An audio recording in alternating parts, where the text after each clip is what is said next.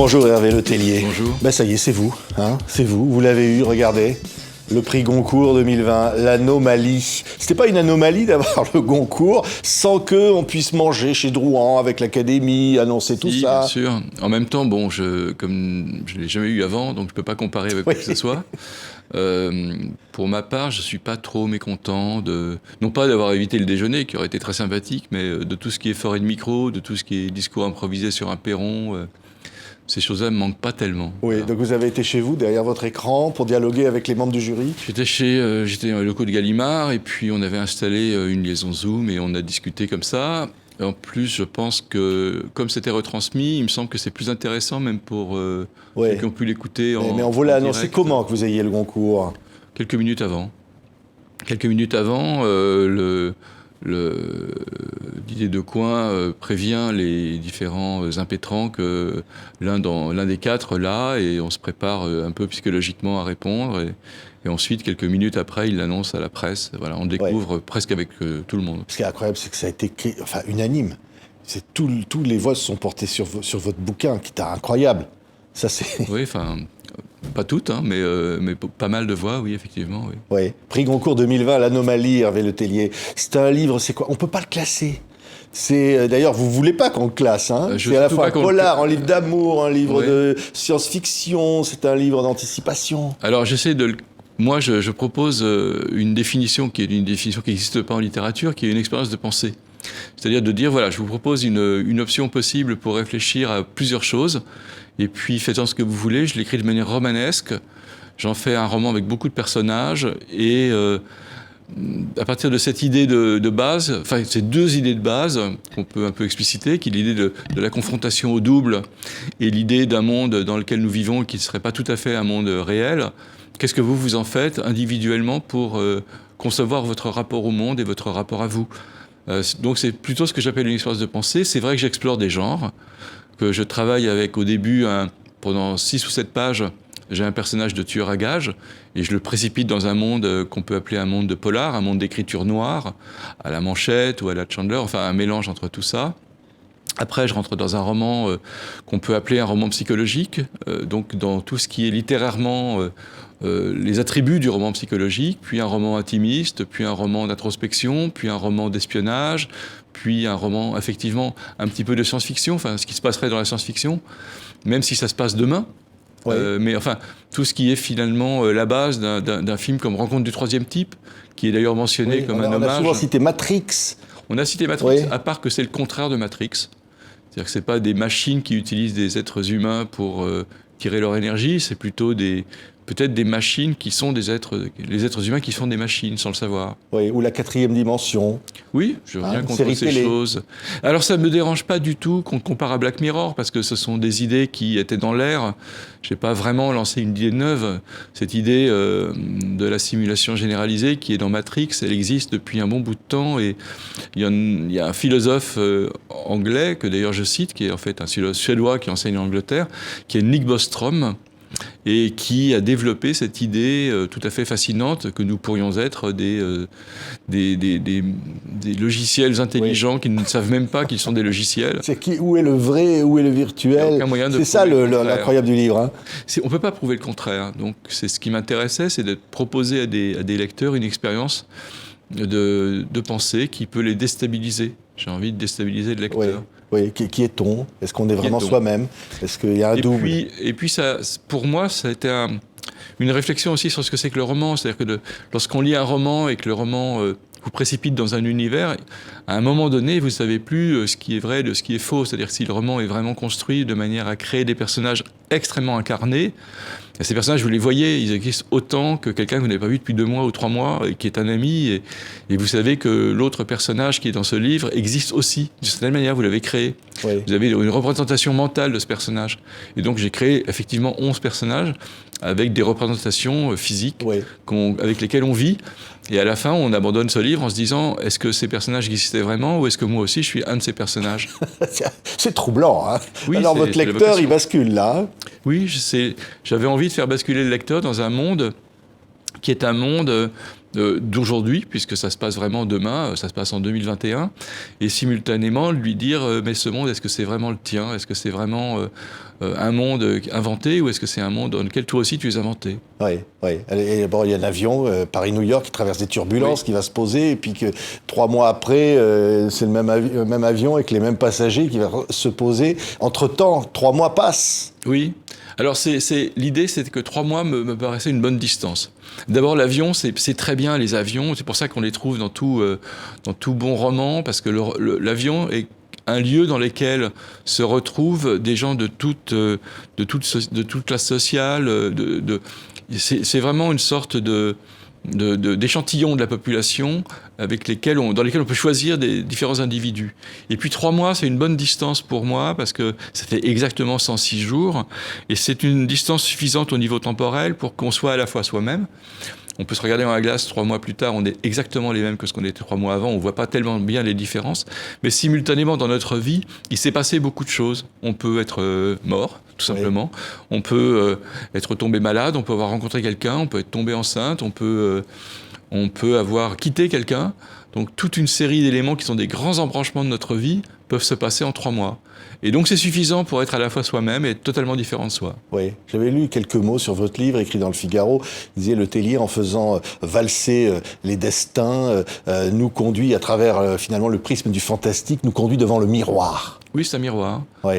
C'est un miroir cruel parce que, en général, quand on est devant un miroir, on se regarde avec une certaine indulgence. C'est-à-dire, moi, quand je me rase le matin, j'essaye de me plaire un tout petit peu pour arriver à sortir. Quand on se regarde quand on regarde quelqu'un qui est soi à distance, et qu'on s'observe avec cruauté, il y a de la douleur. Et il y a de la douleur parce que on sait bien que c'est soi, et qu'on s'est jamais vu comme ça, on s'est jamais vu dans cette situation-là. On peut s'observer, et même on peut observer son comportement. Ce qui n'est pas seulement s'observer physiquement, on peut s'observer au niveau du comportement alors qu'on est toujours dans une distance. Même la voix change. C'est-à-dire que les personnages se rendent compte que la voix qu'ils entendent n'est pas la leur. Pourquoi ? Parce que quand on s'entend avec la résonance de notre crâne, de notre mâchoire, de notre bouche, voilà. Et donc ils entendent une voix qui soudain est à la fois la leur et qui n'est pas la leur. C'est incroyable, hein. On vous connaît maintenant, Hervé Le Tellier. Vous avez fait une trentaine de bouquins. Vous avez présidé l'Oulipo. Alors, vous aimez jouer avec les mots, jouer avec les styles, jouer avec les constructions narratives, ne pas avoir de limite à la liberté. Non, je pense qu'au contraire, le jeu permet de faire tomber beaucoup de limites dans la construction narrative, dans la construction littéraire. L'idée de s'imposer des choses, ce qui est l'idée des Oulipiens, on s'impose des choses pour écrire, ça évite le premier jet, ça permet d'aller dans des directions qu'on n'a absolument pas envisagé de prendre. Et soudain, il émerge dans la fiction des choix qui ne sont pas les nôtres forcément, qui deviennent les nôtres parce que la contrainte les impose, et on va on va écrire des chapitres qui ne sont pas prévus, on va écrire des personnages qui ne sont pas tout à fait anticipés, et c'est intéressant de ce point de vue-là d'avoir Alors tout le monde n'est pas forcé d'écrire comme ça, hein, c'est juste un choix personnel, et il m'arrive aussi de ne pas écrire de cette manière. C'est donc pas une chose que je m'impose systématiquement dans tous mes livres, de même qu'aucun Oulipien n'écrit systématiquement un livre oulipien. Mais il se trouve que de Pérec à Queneau, en passant par Calvino, à Jacques Roubaud, à Paul Fournel, et je passe sur les 41 Oulipiens qui sont excusés pour cause de décès ou encore bien vivants, tout le monde a une démarche différente par rapport à la contrainte. Oui. Et puis Nietzsche. L'autre. Qui est l'autre ? L'homme des illusions, l'homme qui s'interroge sur ce que c'est que la vérité et l'illusion, oui. Moi, j'aime énormément Humain trop humain de Nietzsche. Je trouve que c'est un livre de chevet permanent. Idem pour les livres de Sioran. Enfin, voilà, ça fait partie des choses qui m'ont accompagné beaucoup et qui sont des choses que je trouve assez drôles. C'est-à-dire qu'il y a de l'humour chez Nietzsche, ouais. Et un humour parfois, effectivement, là aussi cruel, mais un humour sur le genre humain qui est assez pertinent. Et il y a de l'humour aussi, là, dans l'anomalie. Oui, parsemé, parce qu'au fond, l'atterrissage, il faut quand même... Oui, c'est important que les livres contiennent un peu d'humour, parce que d'abord, ça fait contraste avec le drame. C'est-à-dire que j'aime bien dans les Hitchcock qu'on rit et que d'un seul coup on ait peur, que dans les films également, on ait ce jeu qui est un jeu presque de montage, dans lequel les expressions amènent à une situation psychologique, dans laquelle on peut passer du rire aux larmes en permanence. Je trouve que les livres sont aussi faits pour ça, d'avoir une grande diversité. Et je dois dire que personnellement, j'aime autant faire rire que pleurer. Oui, oui. Et puis Hitchcock, il avait une particularité, il apparaissait dans ses propres films. Oui. Vous, il y en a un qui s'appelle Victor Meisel. On se demande si c'est pas votre double. Parce que alors, votre personnage, c'est un écrivain qui avait fait que des bides, enfin, pas vendu beaucoup, puis qui d'un seul coup se met à écrire un livre qui s'appelle L'Anomalie, tiens, comme hasard, et qui fait un triomphe. Oui, c'est une bizarrerie d'avoir un succès avec un livre qui s'appelle L'Anomalie, dans lequel on décrit un livre qui s'appelle L'Anomalie, et qui effectivement connaît un succès assez phénoménal, lié aussi au destin tragique de Meisel. C'est-à-dire que là, c'est plutôt une nécrophilie, c'est-à-dire que d'un seul coup, une partie de la presse et des critiques s'emparent de ce personnage de Meisel parce qu'il connaît un drame humain assez classique, hein, et qu'il devient un peu une sorte de romancier culte, comme ça arrive parfois. Donc, c'est pas tout à fait moi, Meisel, c'est-à-dire que il est plutôt... D'abord, c'est un traducteur, ce que je ne suis pas. Il gagne pas très bien sa vie avec les livres, ce que j'arrive à peu près à faire depuis un certain temps, mais surtout, il peut avoir des moments de désespoir absolu. Je suis plutôt le troisième Meisel. Il y a 3 Meisel dans ce livre, et je suis plutôt le troisième qui est un peu distancié et qui s'amuse de ce qu'il observe. Oui. Mais j'aime bien le personnage de Meisel. Il est composé en fait à partir de plusieurs personnes, 2 amis vivants et 2 amis décédés, respectivement Édouard Levé et Bernard Höfner, qui sont des amis. L'un des traducteurs et l'autre est un écrivain et artiste. Et j'aime bien cette idée qu'on met 4 personnes différentes dans un shaker, et finalement, ça fait malgré tout un personnage cohérent. Oui. Et on en met un certain nombre dans un avion, oui. Et ça fait une histoire imprévisible, où tout peut arriver. Où tout peut arriver. Qui va interroger le Pentagone, qui va interroger... bon. Mais au fond, on a dit aussi que c'était en fait aussi un livre d'amour. L'amour est là. Parce que fondamentalement, tous ces personnages qui sont confrontés à leur double, on peut tout négocier avec son double. On peut négocier son appartement, on peut en acheter un autre, on peut négocier sa voiture, enfin, toutes les choses matérielles sont sans importance. Fondamentalement, ce qui compte, c'est on aime quelqu'un, il aime la même personne, et la même personne aime 2 personnes simultanément à la fois, qui sont les 2 mêmes. Comment gérer cette situation impossible ? Il faut soit se sacrifier, soit éliminer l'autre, soit collaborer. Enfin, et en amour, il n'y a pas beaucoup de collaboration, c'est pas facile. On peut très bien, pour un enfant, envisager une garde partagée. On peut difficilement envisager une garde partagée pour une femme qu'on aime. On la veut pour soi, et un homme qu'on aime, on ne veut pas le partager non plus, parce qu'on n'imagine pas cette situation de déchirement. Alors, c'est encore pire, parce que d'une certaine manière, on ne peut pas comprendre comment lutter contre l'autre, puisque l'autre, c'est soi. Alors qu'en général, quand on lutte contre quelqu'un, quand on estime qu'on a quelqu'un comme rival, ce que je ne pense pas être jamais le cas d'ailleurs en l'occurrence, ça ne se passe pas dans ces termes-là, mais lorsqu'on a un rival, on essaie de se comparer à lui, on essaie de se dire, bon, il est plus vieux, il est plus jeune, il est plus beau, il est plus... Voilà. Mais en tout cas, il est différent. Et on peut donc essayer d'être encore plus soi pour reconquérir la femme qu'on aime ou l'homme qu'on aime, parce qu'en étant soi, on ne triche pas, et après tout, la personne qui nous aime revient vers nous.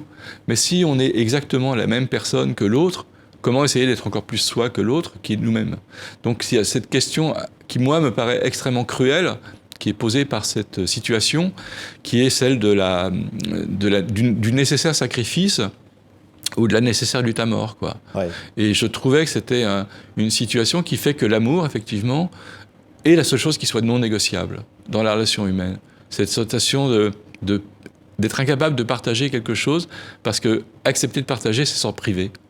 Voilà, je trouvais que c'était une des manières d'aborder le livre qui était finalement la manière essentielle. Donc, on a finalement, on a 8 personnages principaux et on a 8 histoires d'amour, qui sont des histoires d'amour toutes différentes, puisque le projet était aussi d'avoir des personnages très différents pour que chacun de ces personnages ait un univers à lui et aussi une situation incroyablement spécifique et unique. Oui, ce qui fait que parfois, chaque chapitre est presque un roman à lui seul. Bien sûr, c'est un roman de roman. Ouais. Moi, j'aime bien l'idée qu'on donne au lecteur un roman un peu pléthorique, un roman très divers, et qu'on puisse passer d'un... C'est une des raisons, je pense, un peu du succès de ce livre. Avant même le Goncourt, il avait un petit succès qui était lié, à mon avis, à cette proposition, qui est une proposition de fiction, qui était un peu inhabituelle. Le roman de roman, avec beaucoup de personnages et à chaque fois des situations différentes. Oui. Et alors, où est la vérité dans tout ça ? Hergé Le Tellier, êtes-vous vraiment... ou est-ce que c'est votre double que j'ai en face de moi ? Non, c'est moi. C'est vous vraiment ? Je pense que c'est moi. On est sûr, parce que le monde virtuel est partout. Hein. Oui, bien sûr. Non, il faut se méfier. Je vois passer quelque part un embranchement où je n'ai par exemple pas eu le prix, ou un embranchement même. Il y a 3 ans où j'ai pas commencé à écrire ce livre, et où il existe un autre, Hervé Letellier, qui n'a pas écrit l'Anomalie, et qui a écrit un autre livre qui peut-être a connu un autre type de destin.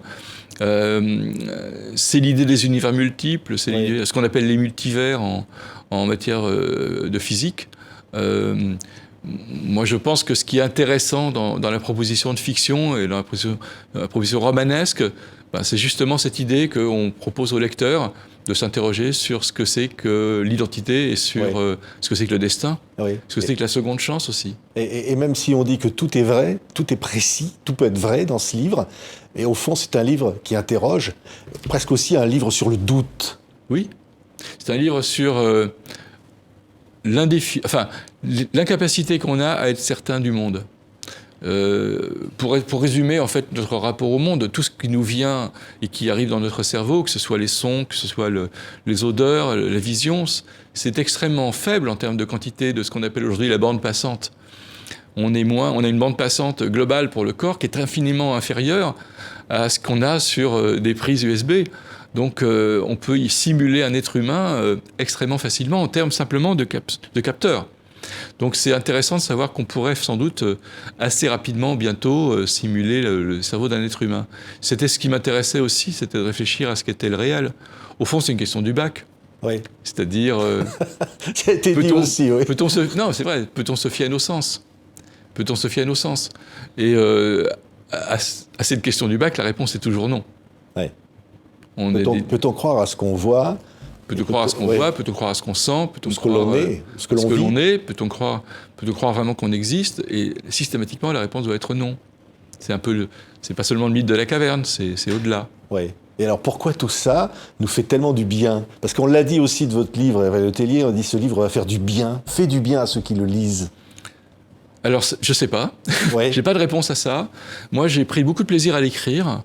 Vraiment, j'étais assez joyeux aux trouvailles qui venaient assez naturellement, parce que, en fait, l'idée est assez puissante au départ. Je sais pas comment elle m'est venue, mais elle est assez forte.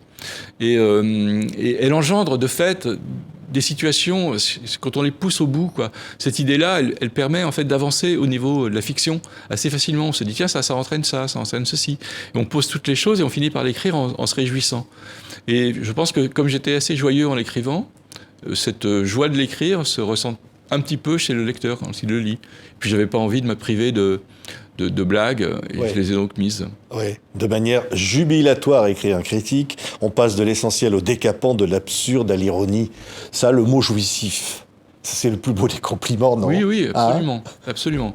Moi, j'aime bien l'idée que les gens aient envie de tourner les pages d'un livre. Ça ne me dérange pas du tout que... Non, parce que j'ai entendu... On a dit que c'était parfois un page-turner, c'est-à-dire un livre dont on tourne les pages. Je crois que c'est la vocation d'un livre qu'on tourne les pages. Enfin, il y a une intensité, vous êtes pris dès le départ, d'avoir le tueur à gages, on va dire, parce que ça commence quand même, ça frappe fort, hein, comme on dit chez Audiard. C'était une provocation, c'est-à-dire que j'écrivais un livre dont je savais qu'il allait être publié chez Gallimard en collection blanche, et j'avais envie d'un chapitre qui soit absolument pas collection blanche, mais plutôt roman noir, voilà, à la Duhamel, quoi. Ce qui est aussi chez Gallimard quand même, la série noire. C'est facile de gagner du pognon, il suffit de buter quelqu'un. Hein, c'est ça. Comme on disait chez Albert Simonin. C'est ça. C'est très facile. Il suffit juste de buter quelqu'un. Et puis comme le livre commence par une phrase aussi qui est tuer quelqu'un, ça compte pour rien. Et j'aimais bien cette idée qui était finalement le résumé du livre, puisque si quelqu'un n'est rien, tuer quelqu'un, ça compte pour rien. Et donc le livre commençait par une phrase qui, sans qu'on le voie, résumait le livre. Et j'aimais bien cette idée-là. Et puis l'humour noir. Ça, c'est génial. Et l'humour noir. C'est vrai que mon personnage de Blake, qui est un personnage de tueur à gages, je l'aime bien, c'est-à-dire que d'abord il vend des plats cuisinés végétariens à domicile. Donc c'est pas tout à fait ce qu'on imagine d'un tueur à gages. Donc à un moment donné où on s'essaye d'inventer un tueur dont les caractéristiques psychologiques, sentimentales, sont opposées à celles d'un tueur à gages. Et c'est celui-là qui est le plus parfait, puisqu'il peut avoir une double vie, puisque l'autre vie est totalement anodine, petite bourgeoise, classique, et simultanément il a un deuxième appartement où il se cache, où il a toutes ses armes, tous ses postiches, ce qui lui permet de passer inaperçu dans le monde dans lequel il évolue. Et j'aimais bien cette idée d'un double absolument total qui finit finalement par se rencontrer lui-même et décider qu'on ne peut pas être deux, quoi. Et là, on croit qu'on est en partie sur un polar. Et en fait, on va être surpris. C'est formidable. L'anomalie, Hervé Le Tellier. J'allais dire, et si finalement, tout ce qu'on croit vrai n'était qu'une anomalie? Mais si vous... Oui, moi je pense que vous avez eu le prix Goncourt, mais est-ce que c'est vrai? Est-ce que vous y croyez vraiment? Pas encore. Franchement, pas encore, parce que c'est assez récent. 2, c'est un prix dont on n'a pas conscience, avant de l'avoir, des conséquences que ça a sur notre présence médiatique, visibilité au niveau professionnel. Donc d'un seul coup, les livres qu'on a écrits auparavant ressortent. On est mobilisé par les signatures, ça sort un peu avant Noël. Donc il m'arrive des choses que j'ai jamais faites auparavant, qui est de signer, j'en suis ravi, mais de signer 4 livres simultanément pour la même personne, parce que ça va être offert. Pour Noël. Pour Noël. Et alors on est à la fois très ravis que ça soit un cadeau de Noël, et en même temps, en tant qu'auteur, on est étonné parce qu'on a toujours signé des livres à des lecteurs. Parfois, il nous arrivait que les gens nous fassent signer pour une amie, une mère, mais là c'est beaucoup plus fort. Donc on est amené à avoir un rapport à son livre qui est très différent. Ouais. Vous allez ressortir Joconde pour 100, Joconde jusqu'à 100, Guerre et Plaie. Oui, La Chapelle Sextine. Certains livres vont ressortir. Ils n'étaient pas tout à fait épuisés et pas tout à fait invisibles, mais c'est vrai que on est heureux en tant qu'auteur d'avoir des livres qui sont des livres qui ont été écrits il y a 10, 15, 20 ans, qui gardent d'une certaine manière une vie, non pas une actualité, parce que ce ne sont pas des livres d'actualité, les romans, mais une vie, et qui vont se retrouver aussi vivants chez les lecteurs que des livres qu'on découvre 30 ans plus tard. De toute façon, tout le monde lit des livres avec beaucoup de retard. Merci beaucoup, Merci à vous. Victor Miseul, d'avoir été notre invité. Merci. C'est livré ou pas? Non, Victor Miseul? Victor Miseul, c'est vous? Non, pas vraiment. Non, pas vraiment, non. Pas vraiment. Ah oui, vous êtes bien Hervé Le Tellier, alors? Oui, si j'étais quelque part, je serais peut-être un autre des personnages. Merci alors Hervé Le Tellier, je rectifie. Merci Hervé Le Tellier. L'Anomalie, formidable prix Goncourt 2020 chez Gallimard. Formidable bouquin. Voilà, le Père Noël sait où trouver quelque chose qui va vous faire vraiment plaisir. Merci beaucoup Hervé Le Tellier. Merci à vous.